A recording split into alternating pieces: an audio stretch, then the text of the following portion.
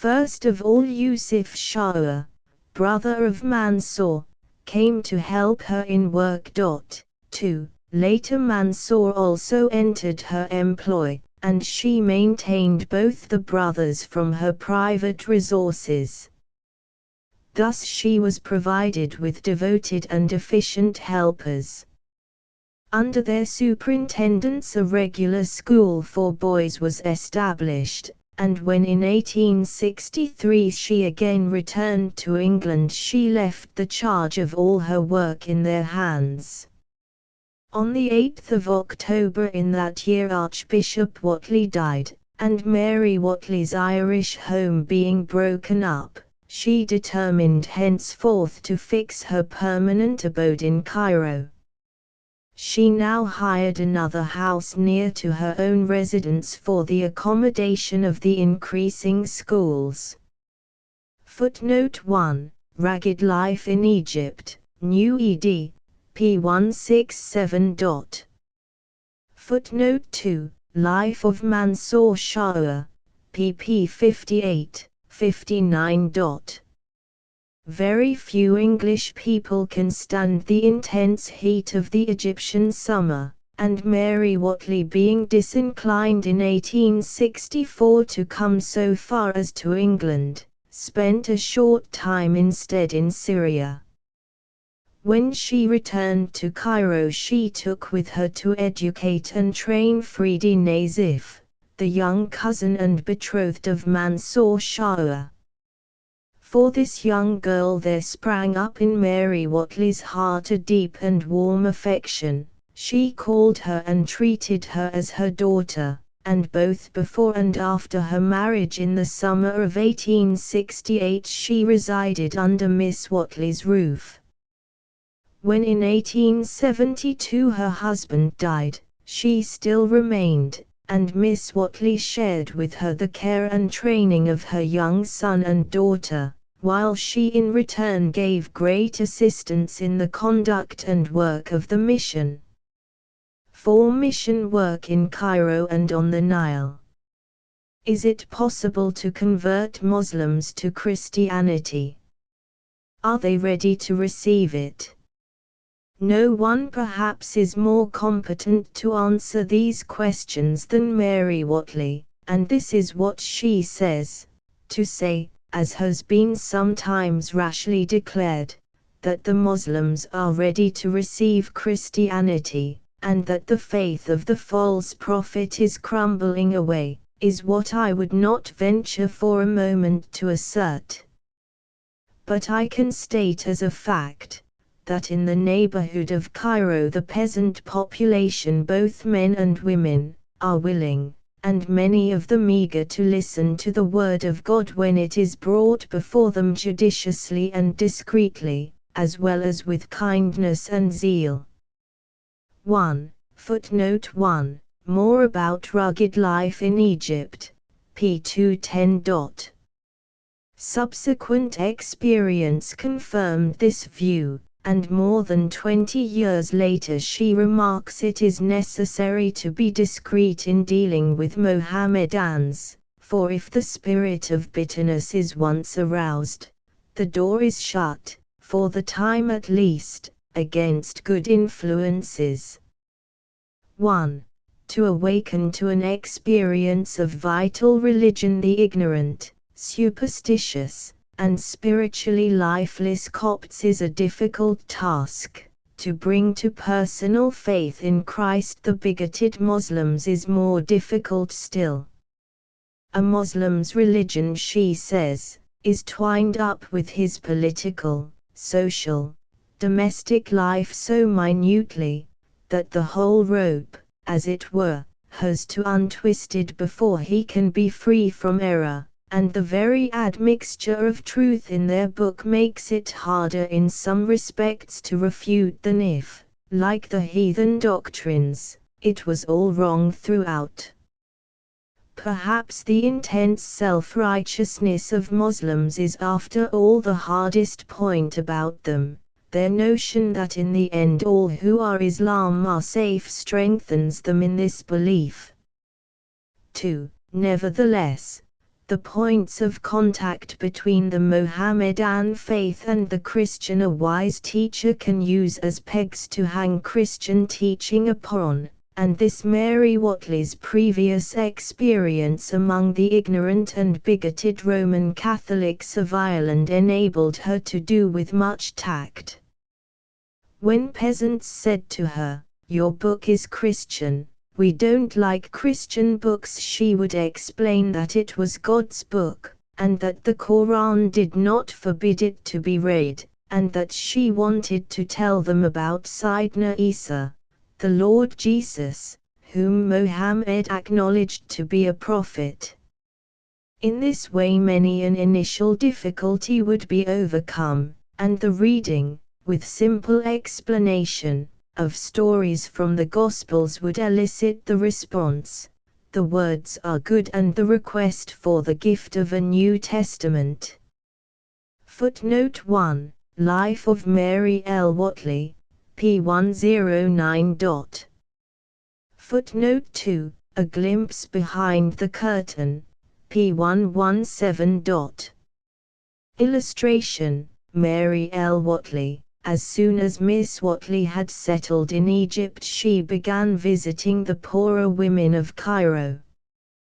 Usually she was received with courtesy, and when she became known, with gratitude, and though this work was arduous and consumed much time, through it an entrance was made for the gospel into many homes.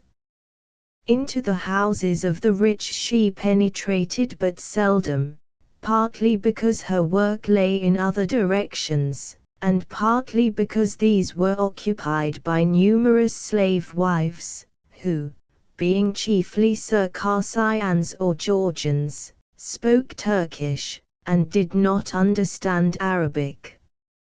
In earlier years Miss Whatley did all the visiting herself, and her books bear abundant testimony to the skill with which she could turn the conversation to spiritual matters. In later years she was much assisted in it by Mrs. Shaw and by a Biblewoman whom she employed.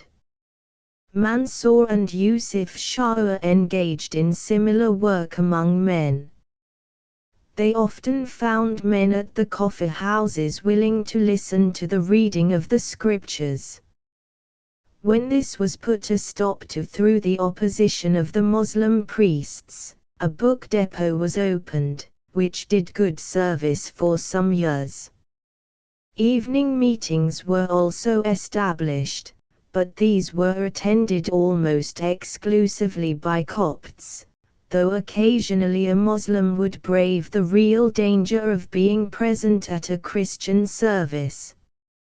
Beside the early morning rides to which reference has been made, which afforded opportunities for religious conversation, Miss Whatley would occasionally stay for a week or two at some farmhouse or by the seaside, and find opportunities of teaching the people around something of the gospel.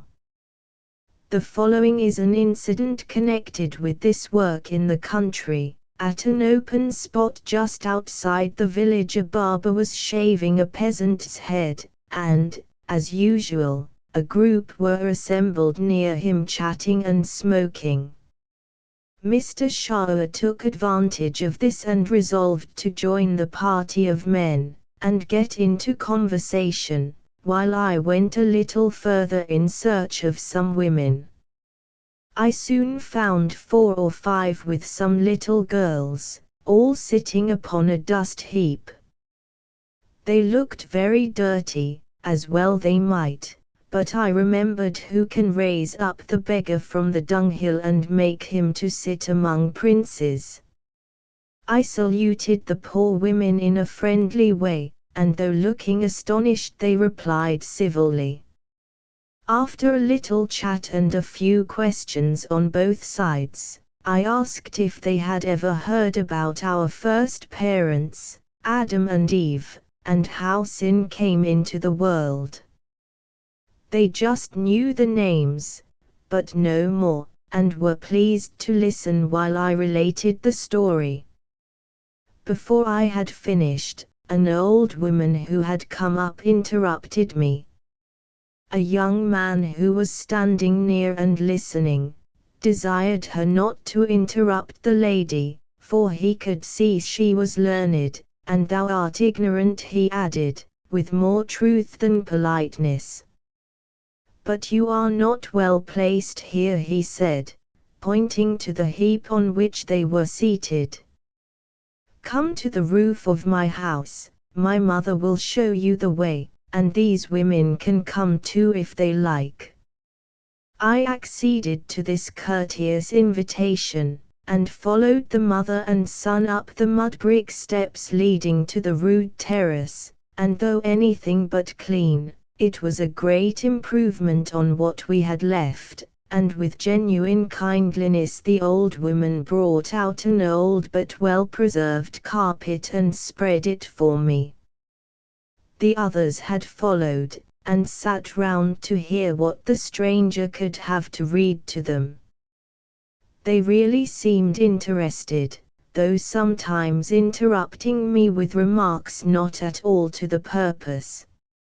I managed to bring them back to the stories I read, of course choosing the simplest possible, and trying to explain a little as we went.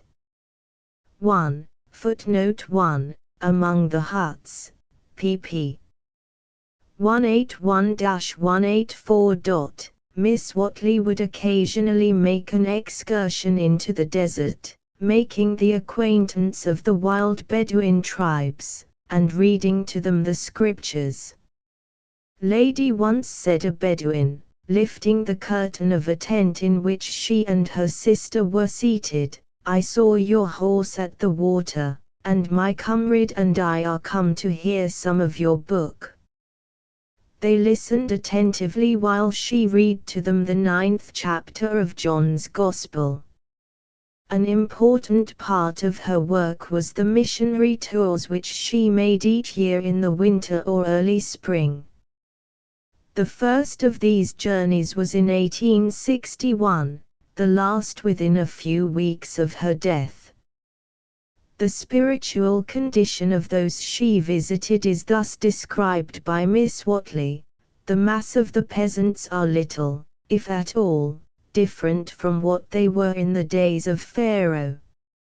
Instead of praying to gods of stone and revering brutes, it is true they now call on the Almighty, but know scarcely anything about Him, neither His word nor His laws. Much of the religion of the fellah consists in prostrations, and his spontaneous prayers are usually invocations to dead men, as we see with Nile boatmen and other laborers, when in a fatiguing work, they call on the Lord Hossein or Zaid and Si to stretch out a hand and help. Buffaloes and sheep are frequently sacrificed at the shrines of sheikhs of reputed sanctity, or at the mosque dedicated to Lady Zainab. A pilgrimage to Mecca and the performance of certain ceremonies there are supposed to cleanse the pilgrim from sin. The Copts, who form the minority of the population, have always preserved their veneration for Scripture, but neglected it, and were extremely ignorant, till in some degree aroused by the efforts of missionaries to seek more after education, and to read more of the Word of God. She proceeds thus to describe the work among these people. On our yearly Nile excursion we had great cause for encouragement, both among the Copts and the far more numerous Moslems.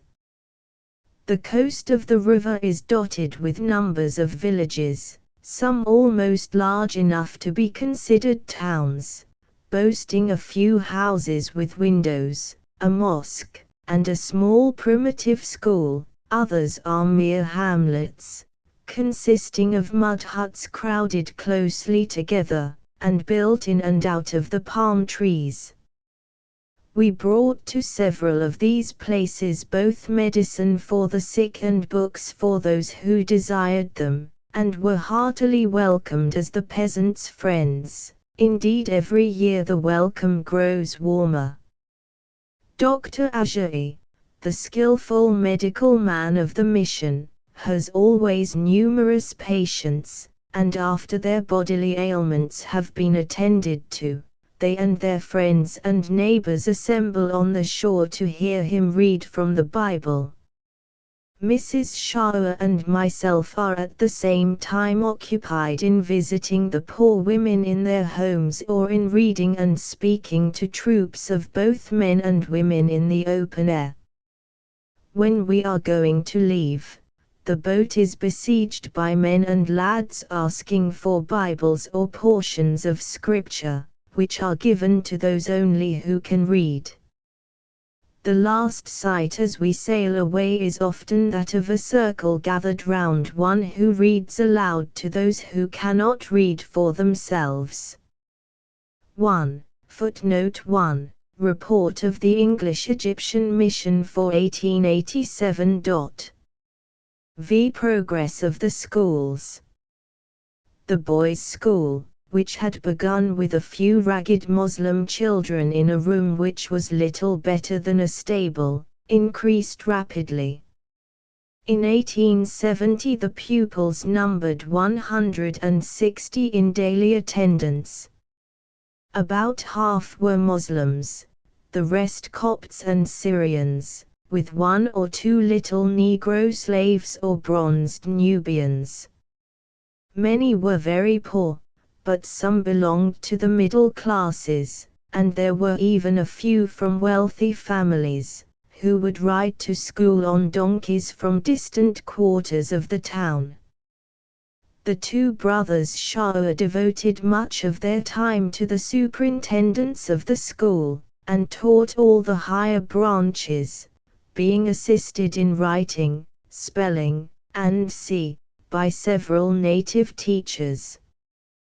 The girls' school advanced less rapidly, because of the early marriages, which usually withdrew the pupils about the age of 12, and because girls were more wanted at home than boys. In 1870 there were about 100 names on the roll, with an average attendance of 70 or 80.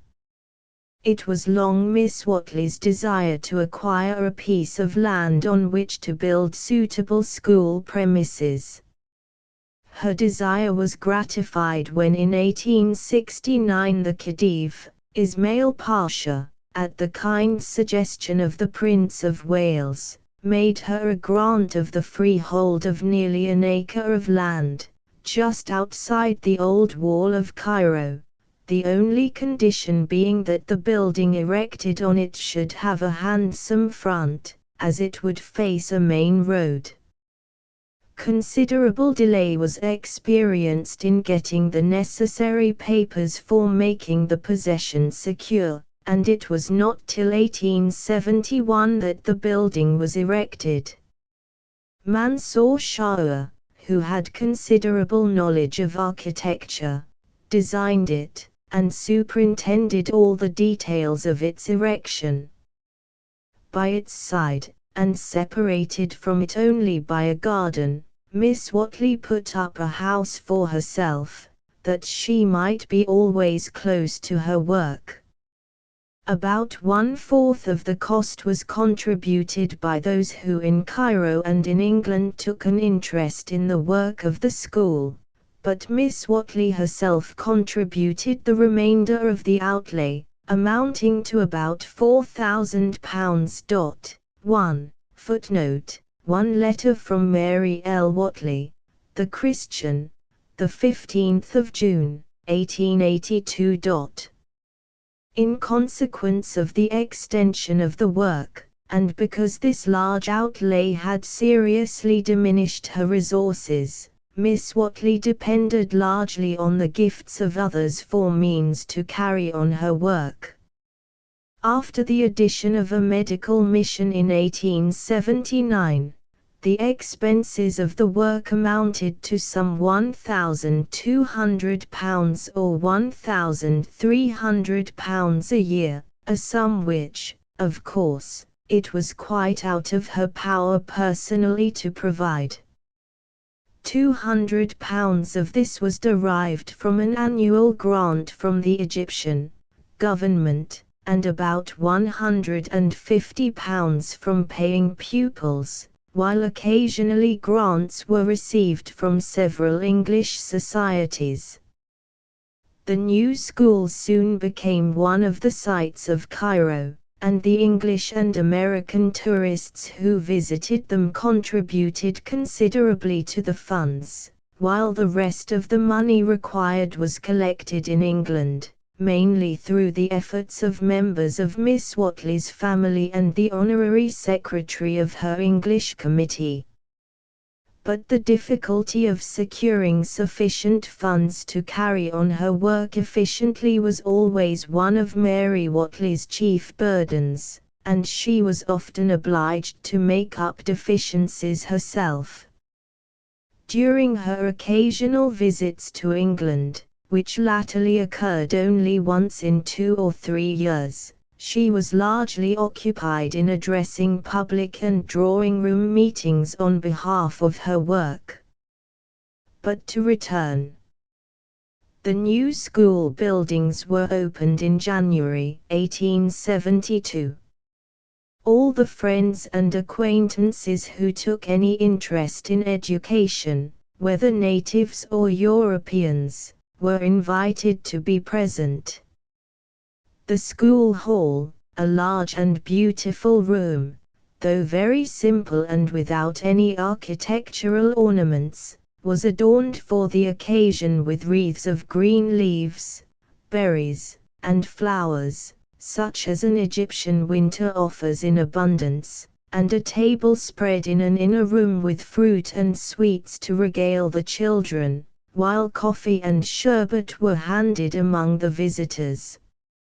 Mr. Shaw then spoke to the parents and friends of the scholars, telling them how the building had been made for God's glory and the good of the children in time and in eternity, and that with a good secular education the knowledge of God's revealed word in the Old and New Testament was given to all of them.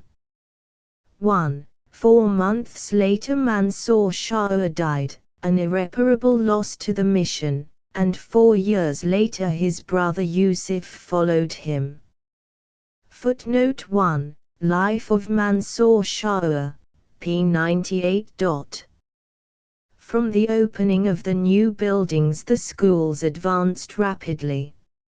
It was soon found that the simple teaching of reading and writing to the boys would not attract scholars, but to secure the advantage of instruction in English and French, geography, history, and accounts, many parents would send their boys, who were thus brought under Christian influence. The extent to which this prevailed may be judged from the testimony of the schoolmaster, that of the boys brought up under his tuition, not one had, so far as he could find, taken more than one wife, which showed a great breaking away from the traditions of Mohammedanism. 1. Footnote 1. The Christian, the 29th of June, 1888. The girls received a simpler education, but with both boys and girls the daily reading and explanation of the scriptures in Arabic held a prominent position, the Bible being the principal reading book in use. Nor is the teaching of those things that concern salvation confined strictly to the time spent in reading scripture. A few questions, or a remark in the course of a secular lesson, often shows them what is the most important of all matters in our minds.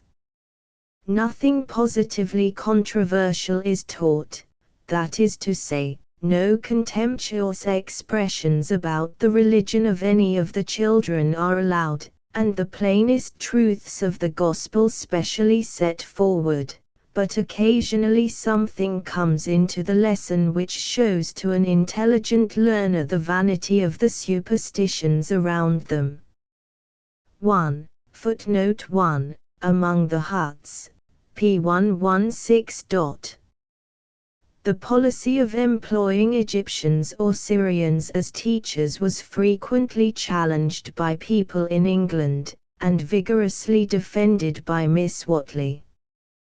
"The schools are under my personal superintendence," she wrote in 1885, "receiving not only daily supervision, but examination from me, and I never gave up the teaching of any part of Scripture into other hands, until I had truly converted as well as educated teachers as assistants." 1. Footnote 1. The Times, the 15th of August, 1885. In 1879 pupils had to be refused for want of room, and from that time till her death the scholars numbered nearly 700. The period of the Arabi Rebellion in 1882 was a severe testing time. Though deliverance came at the 11th hour, and Cairo was spared, the inhabitants, writes Miss Whately in her report for that year, lived for months in a sickening anxiety which can hardly be realized by those who only know the general facts from the papers. Not only Jews and Christians, but Muslims who remained faithful to the Khedive were threatened with torture and death. Miss Whately stayed at her post long after nearly all the Europeans had fled, and only left when the English consul informed her that he would be no longer responsible for her safety. The superintendent of the Mission Boys' School remained in Cairo at great personal risk, to keep things together as much as possible. The schools were not closed till the bombardment of Alexandria, when the excited mobs in the streets made it unfit for children to be abroad, and it soon afterwards was necessary to take away the board with the notice of the British schools and c. The school buildings were used as a refuge for the homeless and persecuted, both foreigners and Egyptians. A list of buildings doomed to pillage included the Mission House. The second day after the entrance of the victorious army, the superintendent opened the school. The pupils flocked back by degrees. At first some of the children of Arabists hung back, but began to follow the rest after a time. Miss Whately had the joy of knowing that in the time of extremest danger many young Coptic girls, formerly her pupils, when urged to pretend to turn Muslims to save their lives, had replied, "No. If we die in the faith of the Messiah." 1. Footnote 1. Report of English-Egyptian Mission for 1882. Yet the same year a night school for youths of the better classes was established. Several years previously Miss E. J. Whately had founded in connection with the school a branch for the education of the children of European parents in Cairo. After the rebellion these were much less numerous, and the branch, henceforth known as the Levantine School, was chiefly attended by Jewesses, Armenians, Syrians, and others of Eastern race, who paid for the education they received. Among them it did good service. Subsequently small branch mission schools were established in Jais and other places. 6. The medical mission.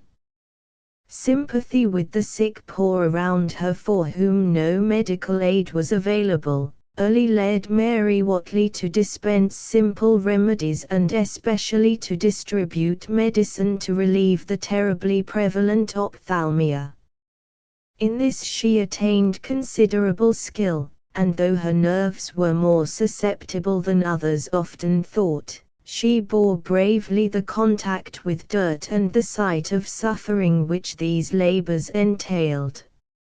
She loved to relate, says her sister, what affectionate gratitude was called out by these acts. The Egyptians are very sensible to kindness, and she never forgot how a poor mason, whose hand, injured by the fall of some part of a wall, she had daily dressed, afterwards recognizing her as he passed by her garden railing, saluted her with the words, "May Allah ever hold your hand, O lady." This kindness it was that won her a way among the poor of the city. In lanes and streets where she had been met by pelting with dust and cries of "Cursed Nazarene," she was now met by the salutation, "Blessed be thy hands and feet, O lady," or similar words of welcome. Sit Mariam, literally Lady Mary, became a household word in many mouths. 1. Footnote 1. Life of Mary L. Whatley, p. 62. Miss Whatley perceived that medical mission work, of which none whatever had been attempted in Cairo, would form an excellent introduction to Christian work among the adult population. In 1878 therefore she engaged Dr. Ajayi, a skillful Syrian doctor, who had been trained in the American Medical College at Beirut, and who had lately married Mrs. Shah's sister. Almost before the necessary premises could be secured, numerous sufferers applied for treatment. At first a small wooden room was built by Miss Whatley on her premises as a waiting room for the patients and dispensary for the doctor, and during the first 3 years over 4,000 patients were cured or relieved, and many operations performed, some of which restored sight to the blind. In 1881 a suitable building for this branch of the mission was erected, containing 2 airy waiting rooms, one for women and children and the other for men, a consulting room in which the doctor saw his patients, and 2 separate rooms, each containing a bed or 2 for the reception of cases that needed constant care. In the waiting rooms Mary Whatley might be found almost any morning reading the Bible and talking to the patients waiting their turn to see the doctor. No compulsion was used, but an attentive hearing was usually obtained, while a psalm or some story from the New Testament was read and explained. As the same people would often come every day or 2 for several weeks, something like continuous teaching could be given. In this work Mary Whatley greatly delighted. In any difficult case, says a friend, Sunday at Home, 1889, p. 406, Sit Mariam would take her place in the surgery, ready with a kind word and practical assistance. An instance of the good done by the mission is given by the same writer. A young woman came one day weeping bitterly. She was one of the wives of a sheikh of a village some miles away, and she was almost blind. Her husband had told her that she was no longer of use to him, and he should divorce her. She was in a pitiable state of distress. The doctor, by God's help, was able to cure the poor young wife completely. She returned to her village in deepest thankfulness, and was taken back into favor by her lord and master. Some time afterwards she returned again, this time bringing a tall turbaned man with her, who proved to be her husband. He was the sufferer this time, and the good and forgiving wife had persuaded him to come and see the doctor to whom she owed so much. After some time the man was cured, and during his bodily treatment we may be sure that his soul was not forgotten. He showed his gratitude by sending many from his village to the medical mission, so that the seed was sown broadcast. 7 Literary efforts. Mary Whatley, though she belonged to a book-writing family, aspired to no literary fame. Her 10 books were all the outcome of her work in Egypt, and were written to awaken interest in it, and in some cases to secure funds for it. She was, as a girl, the storyteller of the family, and among her companions secured a reputation for her powers of narration. This gift she turned to good account. It was at her father's suggestion and by his advice that her first book, Ragged Life in Egypt, was published. A friend staying in the house had been reading to him a series of letters Mary had written her, describing her first settlement for the winter in Cairo, the commencement of her school, her visits among the poor, etc. He listened with much pleasure and attention, and on his daughter entering the room a few minutes afterwards, he said, "Mary, you ought to publish these papers."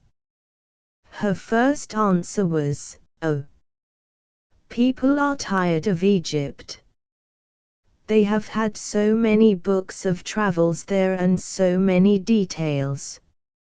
"Yes," he rejoined, "but yours will be new. You have reached a stratum lower than any foreign visitor has yet done."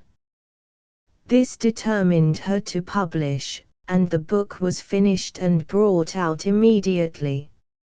In 1863 the same friend read to the Archbishop during his last illness the manuscript of the second part, More About Ragged Life in Egypt.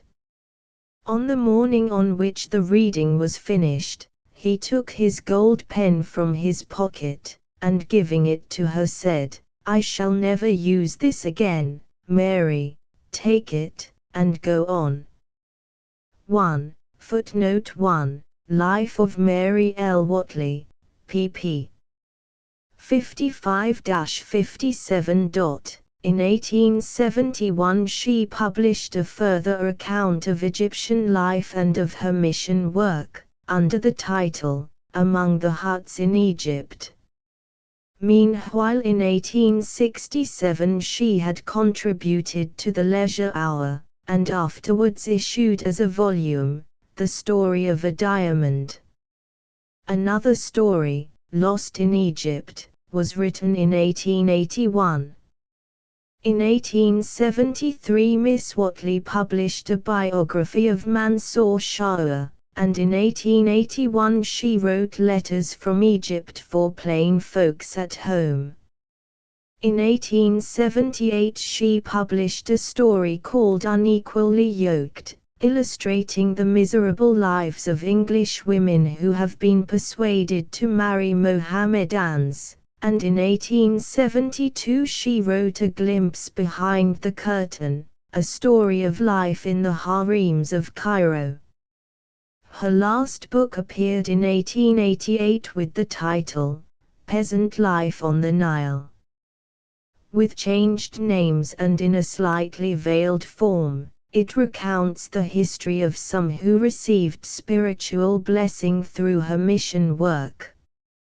All her books are written in a simple unaffected style, and reveal an unrivaled acquaintance with Oriental character and the Egyptian mode of life.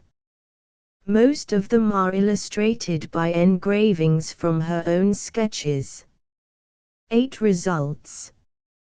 Writing in 1861 Miss Whatley said, "The reaping time is not yet." 1.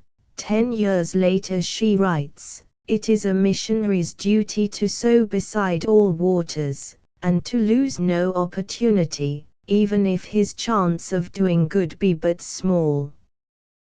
The sower of the seed has need of much patience, and though he need not actually be expecting and looking for disappointment, as that would paralyze his efforts for good, he must yet be prepared for it.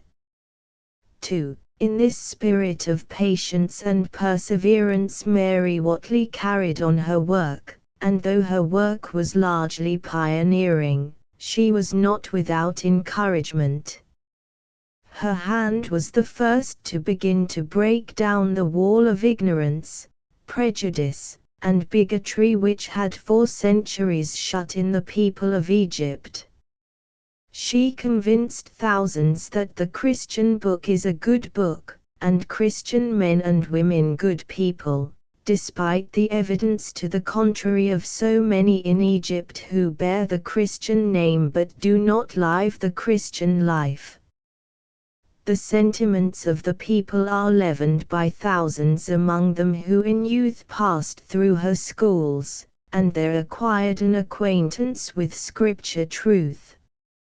Youths employed under government, on the railways or in mercantile houses, who have received with the secular education which has secured their positions, a thorough knowledge of the Bible as its condition, continually greet her after they have quite outgrown her recollection.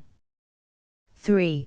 The teachers in later years were chiefly composed of those who had been pupils in the schools, and of whose conversion she had no doubt. Thousands of poor sufferers were relieved by the medical mission, thousands of homes made happier by the visits of herself and her assistants. Many of the scriptures distributed on her Nile journeys were kept and read, and found afterwards in most unlikely places. Footnote 1. More about Ragged Life, p. 199. Footnote 2. Among the Huts, p. 151. Footnote 3. Lost in Egypt, preface. In 1870 Miss Whately was able to tell of the first of her scholars of whose conversion she could feel sure. In 1878 she writes of two little boys, pupils in her school, who read the Bible at home to their old nurse, a slave woman, during the illness which terminated in her death. So simply did she receive the truth, that she declined to see the mullah or reader of the Koran, saying, "No, no, I want no one but him whom the boys tell me about. The boys' Savior is my Savior." 1. In Peasant Life on the Nile Miss Whately gives several instances of Copts who through her efforts refused to turn Muslims, and of others who became Christians indeed and in truth.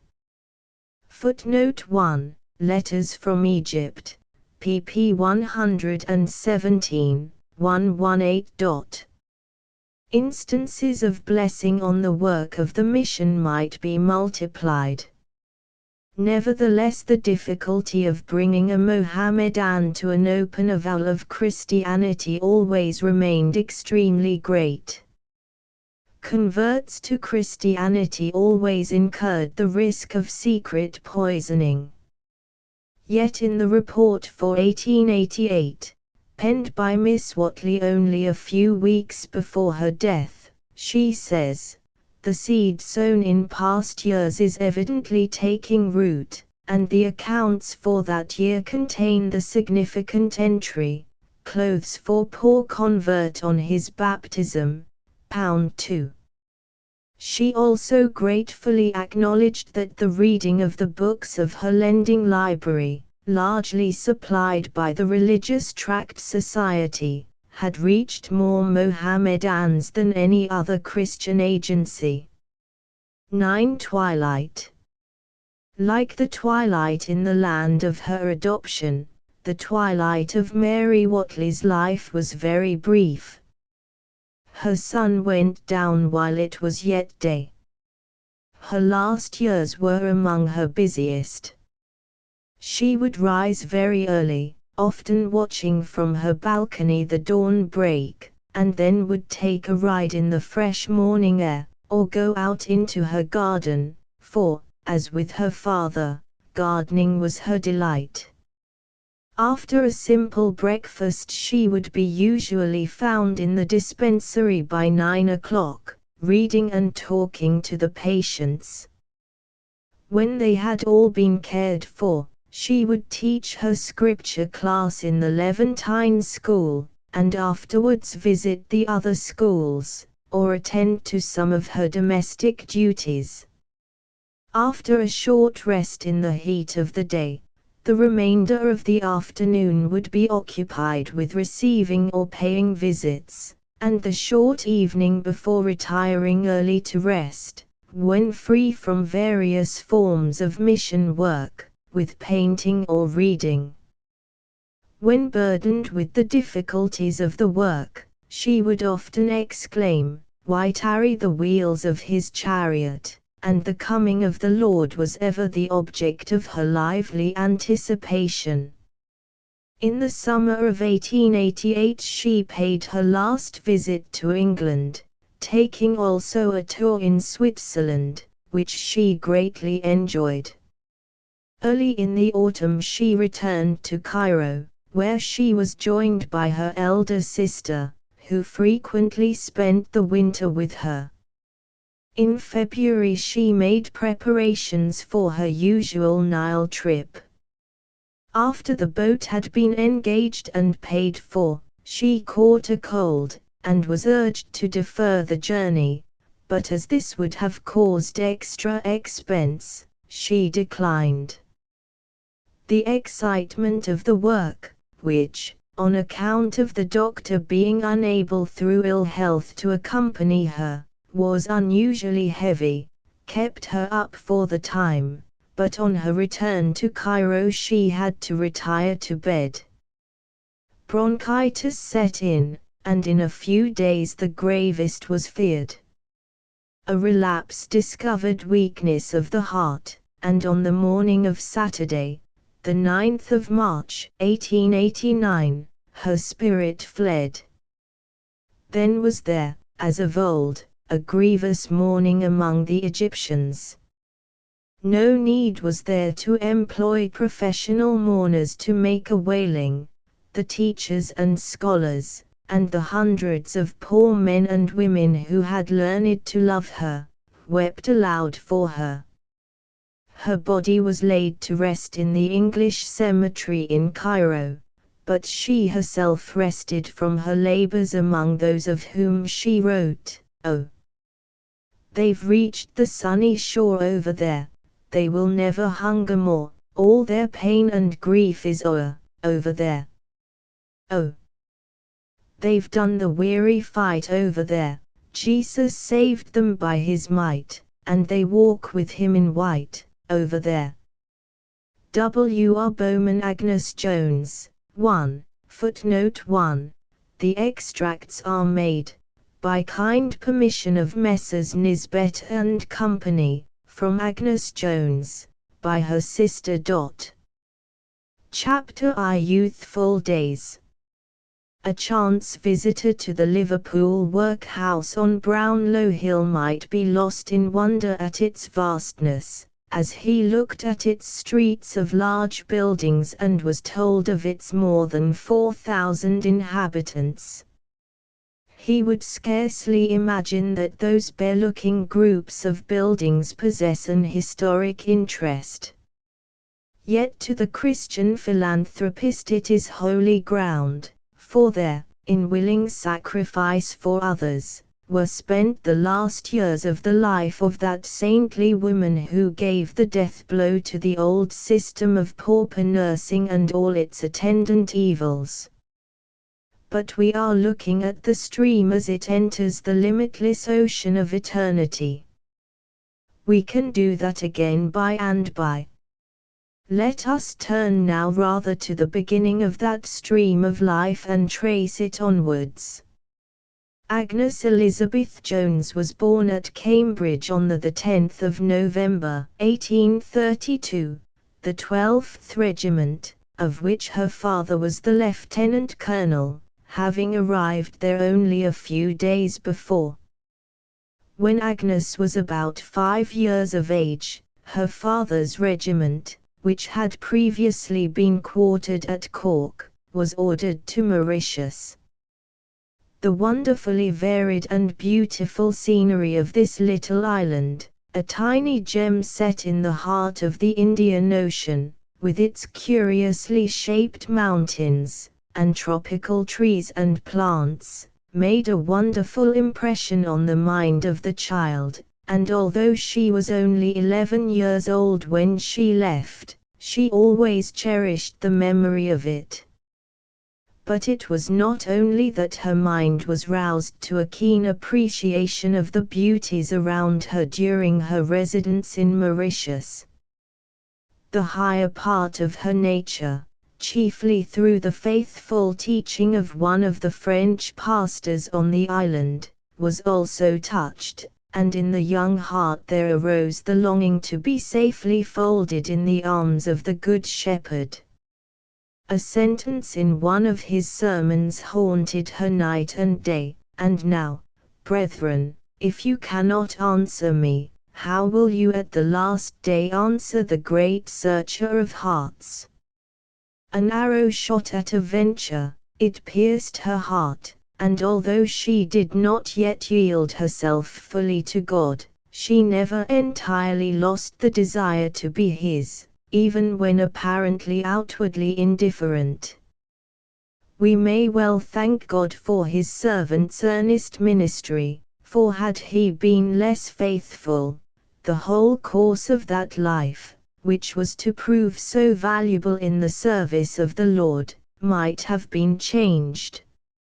From Madagascar, 550 miles from Mauritius, yet its next-door neighbor westwards in the Silver Sea, there came, when Agnes was yet but 7 years old, the tidings of a fearful persecution of the Christians. The letters received at that time told of indescribably dreadful sufferings for Christ's sake, and the sight of the Malagasy refugees who fled to Mauritius fired her young soul with the desire to become a missionary. This desire, however, in her exceeding reserve, she kept to herself. God had other purposes for her, and it was amongst her own country people, and not in the foreign field, that He called her to labor. After the return of her parents from Mauritius, the greater part of 4 years was spent in a beautiful spot at the foot of the hills of the Donegal Highlands on the banks of Loch Swilly, one of the loveliest of the Irish lakes. This period is spoken of by her sister as one in which she appeared utterly indifferent to spiritual things, yet some entries in her journal indicate an intense longing after a higher life. They certainly show that she knew the sinfulness of her own heart and the weakness of her resolutions, and that, in common with so many reserved natures, while hiding the true state of her feelings from others, she was much given to introspection and inclined to magnify her faults. Such reserved natures do not wear their heart on their sleeve, and it should be a comfort to parents and teachers who are anxiously watching children to know that things are not always what they seem, and that many a child who seems altogether careless is in reality not far from the kingdom. In January 1848, when a little over 15, she was sent to school at Stratford-on-Avon, and remained there until her father's death in 1850.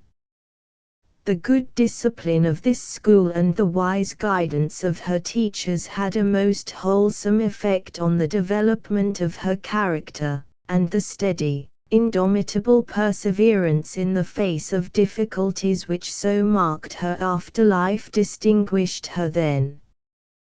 by her painstaking and close attention she made up for her want of quickness in learning. Hence she never forgot what she had once learned. The actual time of her conversion seems to have been during the period that she resided with her mother and sister in Dublin. To the earnest man of God whose ministry they attended, the preparation of the younger members of his flock for admission to the Lord's Supper was no perfunctory task. He introduced her, with others of his candidates, to one of his helpers as anxious inquirers.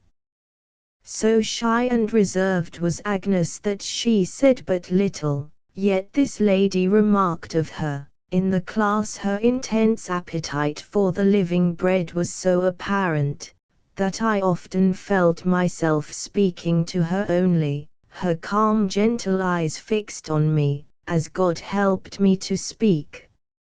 It is impossible for those who have definitely accepted Christ's salvation, and who truly realize his love to perishing sinners, to be idlers in his vineyard. We are therefore not surprised to find her soon at work, her own particular plot being in the ragged school. Her needy little scholars were a great interest to her. She always showed the greatest sympathy and devotion to them, and while caring for their souls did not forget their bodily needs. Even when on a holiday she sought and found work amongst the poor. Indeed, distress of any kind always appealed to her heart. There are some Christians who are very active in the outside world, but who forget that the first duty of a child of God is to show piety at home. It was not so with Agnes Jones, for it was in the home that the beauty of her life was most visible, and it was in the family circle that the affection and unselfishness of her character shone most conspicuously. Others, indeed, could plainly see the development of the Christ life in her, but she herself, dwelling as she did in the presence of her Lord, was prone to judge herself harshly. Thus, with every moment occupied, she charged herself with being lazy and negligent. The first step towards the great work of her life was taken while on a visit to the continent in 1853. During the May meetings in Paris, there was one held on behalf of the Œuvre des Diaconesses, one of the branches of the institution at Kaiserswerth on the Rhine, founded by Pastor Fleidner. This she attended, and was then first made acquainted with that work, which became of great interest to her, an interest which was much strengthened by a visit to Kaiserswerth itself about 2 months later. As we drove away, she writes, "My great wish was that this might not be my last visit to Kaiserswerth."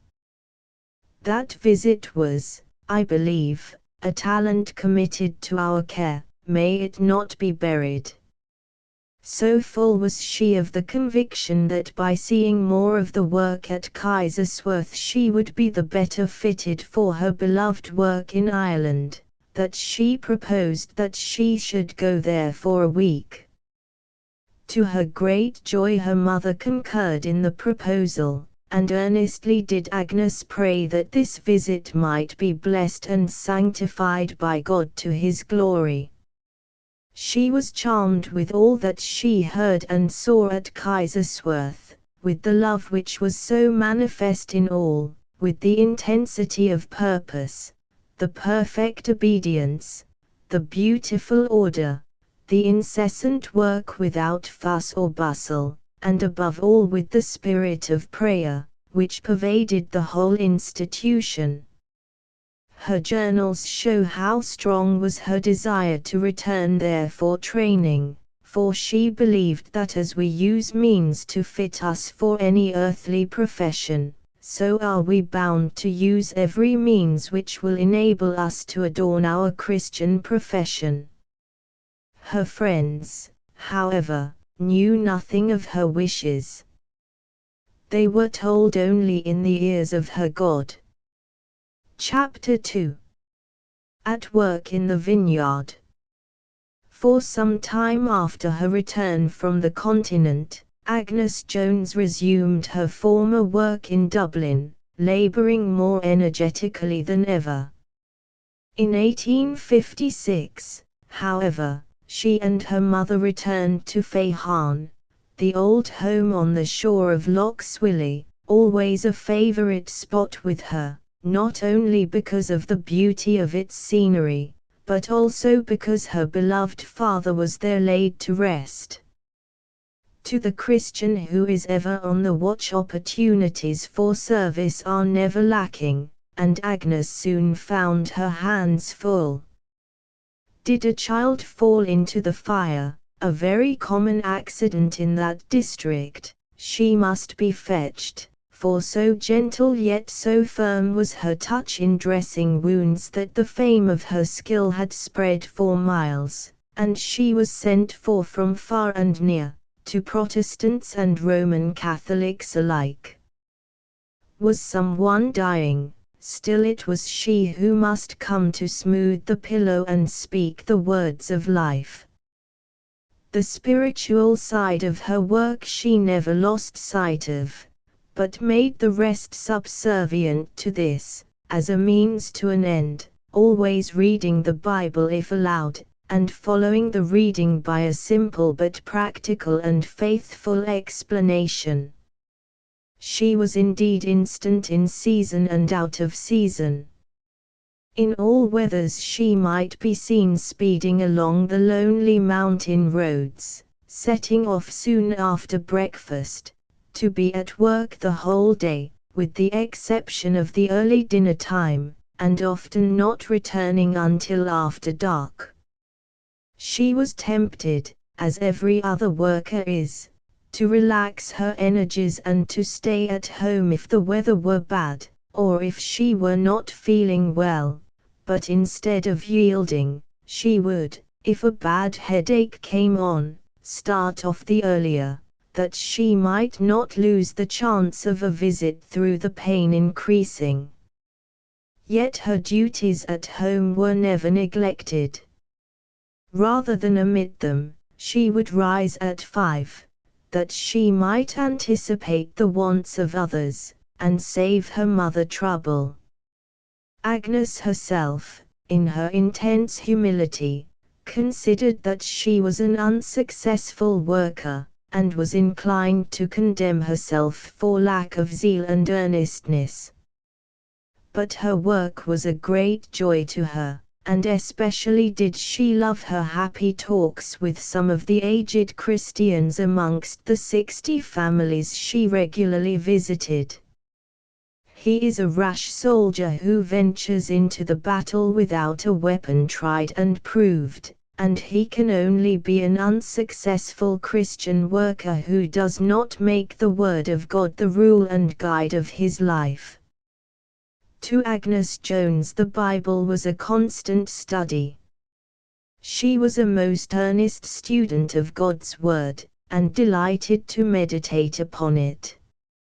In her journal she writes, "What should I be without my Bible?" And again, realizing the truth of the promise, "He that watereth shall be watered also himself," she says, "God's word often comes home more strongly to my own heart as I read to the poor, and try to make a few simple remarks." Little wonder is it that, knowing and loving his word as she did, Christ was to her a very personal Savior and friend. Her one longing was for more and more likeness to him. Chapter 3. Foreign Training. However strong and good our wishes may be, it is never safe to force on their accomplishment. They are never the losers who wait God's time, and the wisest course of all is the one which Agnes Jones pursued, of telling her wishes to God, and then, in perfect submission to His will, leaving the issue with Him. It was not until 7 years after her visit to Kaiserswerth that the way was made open for her to return there. This step had been suggested by her mother 5 years previously, but the filial spirit was so strong in her that, although she eagerly desired a more thorough training for God's service, she felt that her mother stood first, and refused to leave her alone. Now the case was different, and she gladly seized the opportunity. Still she was nervously fearful lest after all she should not be following the guiding pillar. It was in the autumn of 1860 that she arrived at Kaiserswerth, where she immediately entered heartily into the work. Her intention was to stay for only a month, or at the most 6 weeks, but after she had been there but a short time, the pastor so strongly represented the great advantage it would be to her to spend the whole winter in the institution, that she felt constrained to write for her mother's permission to do so. As ever, she was full of prayer for God's guidance, and that whatever was done might be only for His glory. Her mother leaving the choice entirely with her, she decided to remain, believing that the training would be of inestimable use to her in her future work. The Deaconesses' institution at Kaiserswerth had a very small beginning. Pastor Fleidner, having heard of Mrs. Fry's work amongst female prisoners, was filled with longing to follow her example, and received 2 discharged prisoners, whose friends had refused them, with the object of giving them the chance of retrieving their character. He set them to work under the personal supervision of himself and his wife. The work soon increased, and assistance was needed. To the penitentiary were added an orphanage, a training school, a hospital, and a lunatic asylum. More and more workers were drawn in, and at the time of Agnes Jones's first visit there were 15 branches of the institution in different parts of the world. This number by the time of her second visit had increased to 50. The deaconesses as novices passed through every department of the work, and received a thorough training in both nursing and household work, the pastor wisely considering that if, when in visiting the poor, they could render them practical help, their words would prove far more effective. Much was made of Bible study, both public and private, and this, as well as the still study, quiet hour, a half-hour daily set apart for prayer and meditation, could not but tend to give a spiritual tone to the whole work. Agnes revelled in all this, and found great happiness in the daily routine, in spite of much which was, perhaps, somewhat needless drudgery, such as sweeping and dusting her room, washing up after meals, and even black-leading stoves. She had, however, well learned the lesson that no action can be mean to the Christian if it come in the way of duty. Sometimes, indeed, it seemed a waste of strength to spend so much of the day in manual work, especially work which so injured her hands that for some time she was obliged to keep them poulticed, and was thus unable to assist in the hospital. Still she was, as she said herself, as happy as the day is long, and it does not seem half long enough in spite of a longing sometimes for home sights and voices. Soon after her arrival at Kaiserswerth, 14 sick boys were given into her care for 12 hours a day. This was no easy task, particularly when she was left in sole charge of them, some being too far recovered to lie in bed, and needing to be kept at lessons or work. As the weeks rolled by, her work was changed, and in addition to other employment, she instructed a number of classes in English, both in the training school and among the deaconesses. As for herself, she was daily becoming more proficient in German, and in a very short time was able easily to follow the sermon. This was a great enjoyment to her, as she much valued the truly evangelical teaching at Kaiserswerth. At the end of 3 months of steady work, she spent a few days with an uncle and aunt who were staying at Bonn, but the gay boarding house life contrasted so unfavorably with the happy Christian fellowship at Kaiserswerth, that she was thankful to return to her duties, playfully writing, "The nun will not soon again leave her cell, for it was with very nun-like feelings she met the world again." Yet she was no misanthrope. She did not bring to God a heart which had tried earth's pleasures and had found them wanting, nor a life jaded with pursuing them. From the first, she had cast aside the love of worldly things, and had chosen to be wholly the Lord's.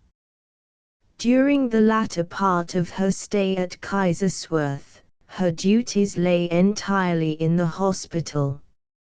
In January she wrote, "My duties are in the Children's Hospital, all ages from 2 to 12. It is a new life for me in a nursery of sick children, and a busy one too, for every moment they want something done for them." A month or so later she was appointed superintendent of the boys' hospital, a post of peculiar responsibility and difficulty. It was one, too, from which she shrank, holding the mistaken idea that she possessed no powers of government.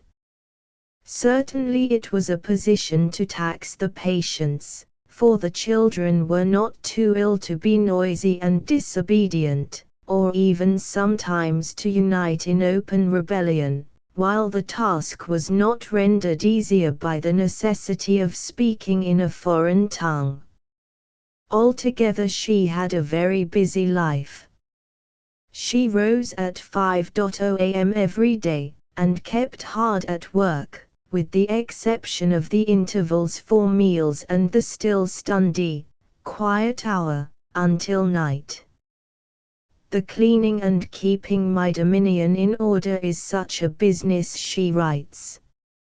"Sweeping and washing the floor of the 3 rooms every morning, 2 stoves which must be black-leaded weekly, each taking an hour, weekly cleaning of windows, tins, dinner chests, washing up of bandages, and besides the washing up after each of our 5 meals, keeps one busy." She must have been strong in those days, for she wrote, "I come over from the other house every morning at 6, the ground white and windows frozen over, often at 3 in the afternoon the water outside is still frozen, yet night or morning I never put on bonnet or handkerchief, unless when I go out for a walk." From the first the hospital patients with their varied needs were a great interest to her.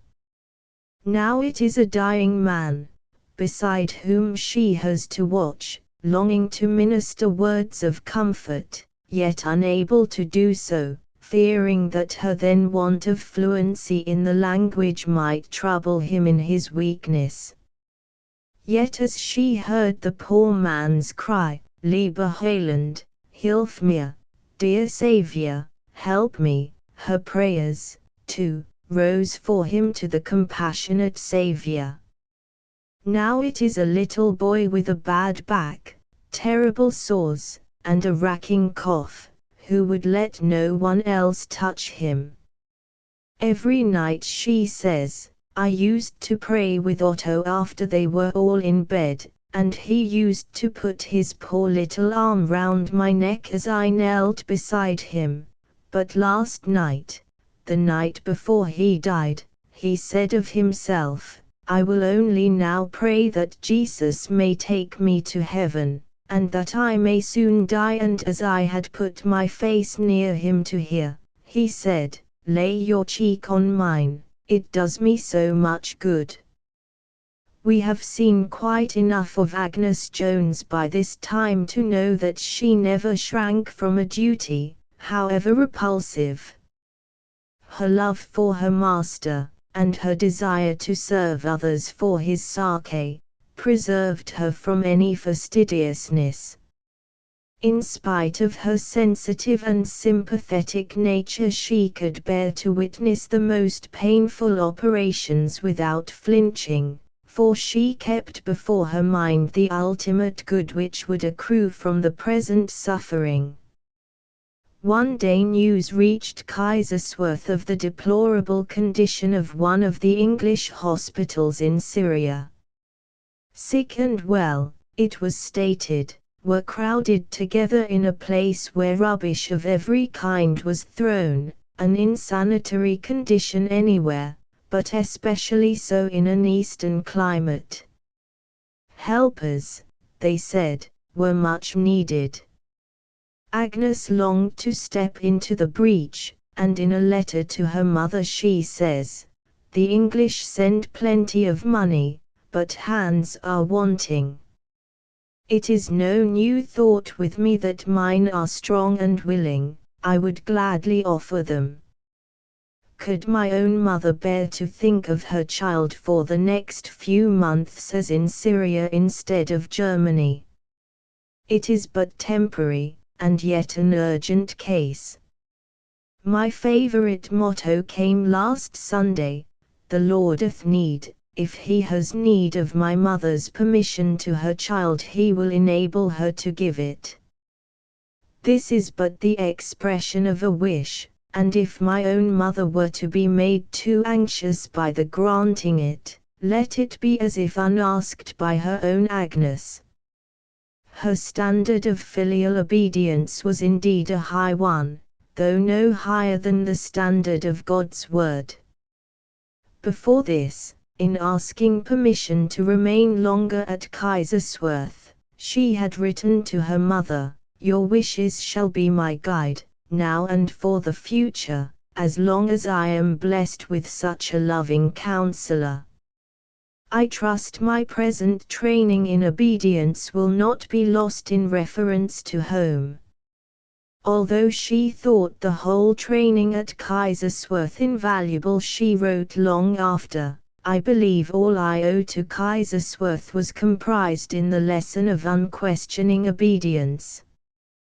Those who would rule must first learn to obey, and certain it is that she would never have been fitted to be afterwards the head of a large institution hundreds to care for and govern, had she not so truly imbibed the spirit of obedience.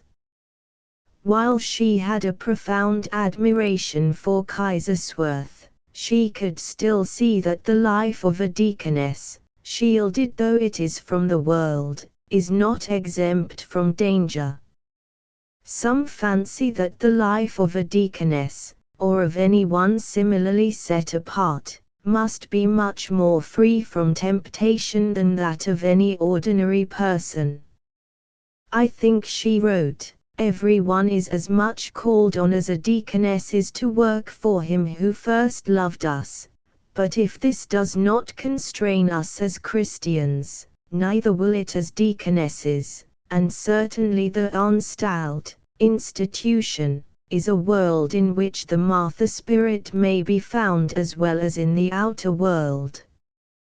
There are many most deeply taught Christians here, many whose faces shine, but I should say, comparing my home life, but few have such a home, with that of the deaconesses here. I should say that, in many positions here, there are more, not only daily but hourly temptations. The fact that nursing was her vocation had for a long time been dawning on her mind, but the way to go to Syria did not seem open, and the Lord had other work for her. Almost by the same post there arrived 2 letters, one from Mrs. Rainyard, so well known as the originator of the London Bible Mission, suggesting that she should go and help her in the great work of superintending and training the Bible women, the other from a philanthropic gentleman, unfolding a plan for a proposed nurses' home in connection with an infirmary, and asking if she, after a few months' special training, would become its superintendent. Thus, while one door was shut, 2 others unexpectedly opened to her. But which should she enter? This was the question which she prayerfully debated. She wished to lay out her life to the best interest for God, and both schemes had special attractiveness to her, the one, because of its intensely spiritual work, the other, because of her love for nursing, and the boundless possibilities for good there might be in training nurses. She feared, however, that as superintendent of the nurses' home she might be fettered in more definite Christian work. She felt she must be left in no uncertainty on this point.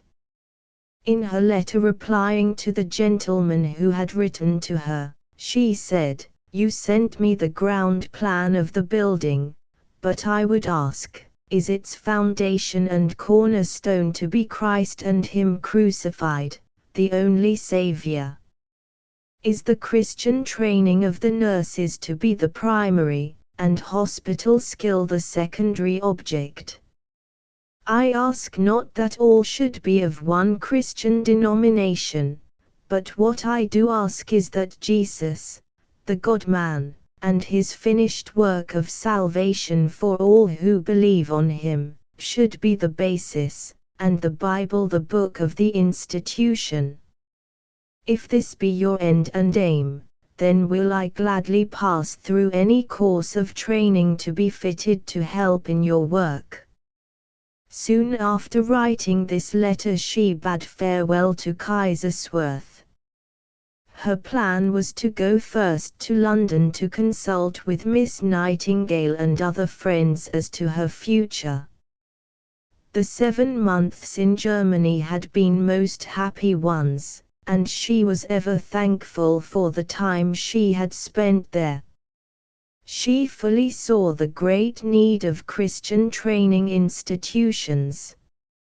In those days the evangelical Protestant churches, unlike the Romanists, who for many centuries had largely availed themselves of it, were not alive to the importance of the ministry of women. There were no institutions in England where Christian women could be trained to work for Christ, that work of all others the most important, and some, to secure the training they longed for, and could not get elsewhere, had even entered Roman Catholic sisterhoods. Times are changed now, thank God, and although there is still the need of more, there are many institutions where Christian women can be thoroughly and efficiently trained for service of different kinds at home and abroad. Chapter 4. In London slums. As we have already seen, Agnes Jones distrusted her power to rule. This fact, added to her mother's dislike to her entering a hospital, determined her, for the present at least, to join Mrs. Rainyard in the work of the Bible Mission, for she knew that while she would be relieving her friend of some of the burden of her work, she would have ample opportunities of discovering whether she were fitted to govern. She was soon busy in many ways, in mothers' meetings, Bible classes, industrial kitchens, dormitories, refuges, and in visiting with the Bible women. In every department of that varied work she was most helpful to Mrs. Rainyard, even taking the whole charge of the mission for 2 months while the latter was absent in Switzerland. She found her knowledge of German very useful, and turned it to the best account on several occasions when she met with German immigrants. In the narrow courts and lanes of London, unthought of and unheeded by the busy throng, she found many of the Lord's jewels who, though poor in this world's goods and sick in body, were yet rich in faith and strong in soul. One of these, a woman who for 32 years had been a terrible sufferer, would whisper, "Blessed Jesus, in everything suitable. Just the Savior suitable for me." Another, whom she several times mentions in her letters, and to whom she delighted to minister as a nurse, a poor cripple who had only the use of her thumb, and who from lying 18 years in one position had terrible bed sores, could yet say, "I am ashamed to talk of my suffering when I think of all Jesus suffered for me." Illustration Happy Smiley. Her happy work in London was brought to a premature conclusion by a telegram announcing that her sister was ill of fever in Rome, followed by another begging her to go to her at once. A journey thither was not such an easy one then as it is now, but, after arranging all her work so as to give Mrs. Rainyard as little trouble as possible, Agnes bravely undertook it. A heavy storm was encountered at Marseilles, where she embarked for Italy, and this delayed her arrival in Rome, so that on reaching there she found her sister out of danger. A cousin, however, who had formed one of the party, had fallen ill of the same fever, and needed careful nursing, so that she found her hands full, and, as the recovery of both invalids was slow, she determined to give up her London work, and devote herself to them. Some months were spent in Italy, but her strength, which had been greatly tried by the work in London, again becoming enervated, and her nursing duties being at an end, she proposed that she should go to Switzerland and visit the Deaconess's institutions there. This plan she carried out, and visited several of the Swiss institutions, which she considered compared unfavorably with Kaiserswerth, both in organization and spiritual tone. She visited besides some of those in Germany, and at Mandorf had the joy of spending several days with that wonderful woman of faith, Dorothea Trudel.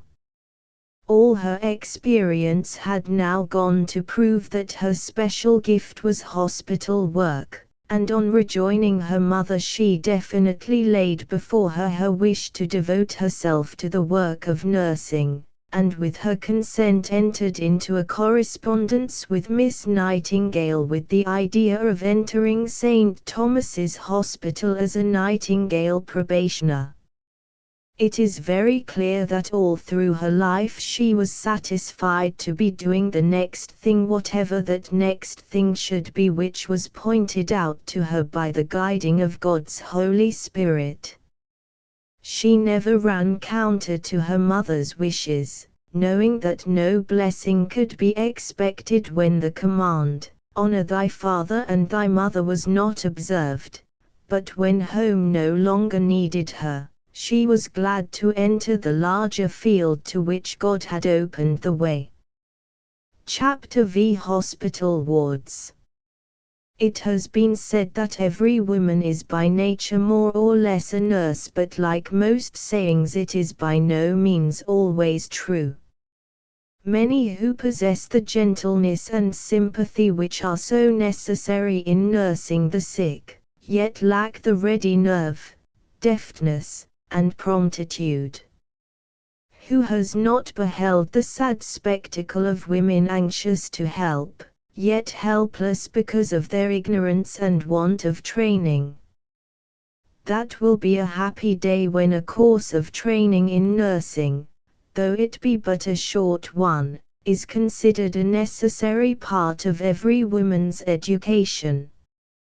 Miss Nightingale truly says, "There is no such thing as amateur nursing." 3/4 of the whole mischief in women's lives arises from their accepting themselves from the rule of training considered needful for man. Agnes Jones was a born nurse, but although she had had many opportunities both at Feihan and at Kaiserswerth of developing her talent, she would not attempt to teach others what she had not thoroughly grasped herself. The post in Liverpool, of Superintendent of the Training School of Nurses for the Poor, was still open to her and, in spite of her fear that she lacked the capacity to govern, had many attractions for her, and so she said, "I determined at least to try, to come to St. Thomas's Hospital, and to see whether in so great a work as that of training true-hearted, God-fearing nurses, there were not some niche for me. If every one shrinks back because incompetent, who will ever do anything? Lord, here am I, send me." Let no one think that the resolve cost her nothing. As a matter of fact it meant giving up a great deal, but to follow in the steps of Him who freely gave up all for us, she cheerfully surrendered her lovely Irish home for the dreary walls of a London hospital, where her companions were, as a rule, neither Christians in the true sense of the word, nor her equals in society. Yet who that knows the Lord Jesus as a living bright reality can talk of sacrifice? To know the need of the Lord's poor was sufficient for her, and she counted nothing too much to give up joyfully for Him and His. Nor was this choice, which she felt to be a life choice, a thought but of yesterday. Long after she went to